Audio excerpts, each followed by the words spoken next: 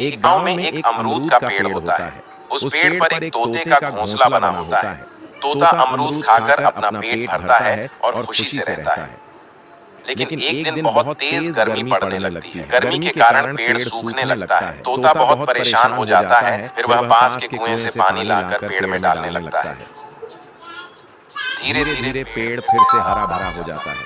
तोता बहुत खुश हो जाता है, लेकिन तभी वह रोने लगता है, क्योंकि किसी ने वीडियो को लाइक और सब्सक्राइब नहीं किया।